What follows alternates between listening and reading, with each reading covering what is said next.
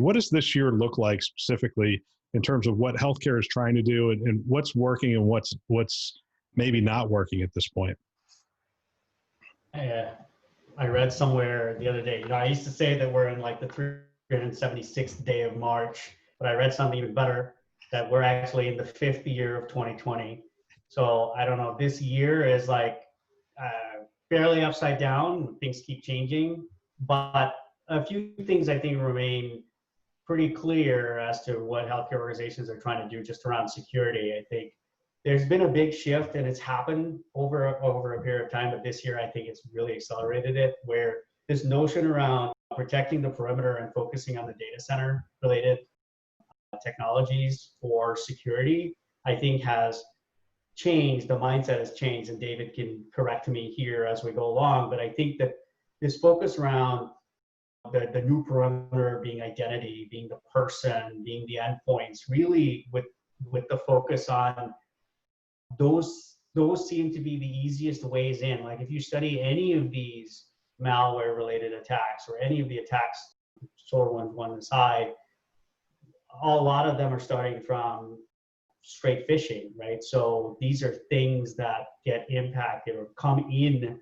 from proliferation of or compromise of individuals, and these individuals are working on endpoints. So this whole notion around how do I actually protect the endpoints while I still keep everything inside safe and balanced? That's number one. And then operationally, and I think we just touched, both Tina and David touched on this, and you did too, Bill.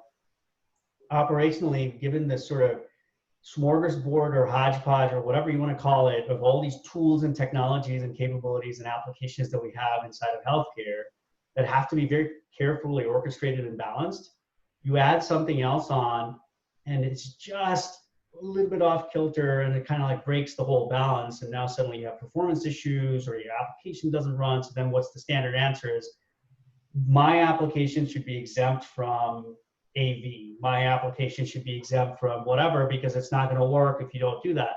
Well, then what's the point, right? I mean, if you actually go and read some of the SolarWinds stuff, like part of the reason why it got as far as it did is because the specific instructions were that these binaries and these applications themselves were exempt from any of the other tools that may or may not have caught issues that were going on with this particular tool, simply because it's like, it just won't work if you scan this, right? So long story short, I think in healthcare, what's happening is people are starting to get to the point of saying, okay, this whole malware thing is really getting us to start to think about like endpoint protection.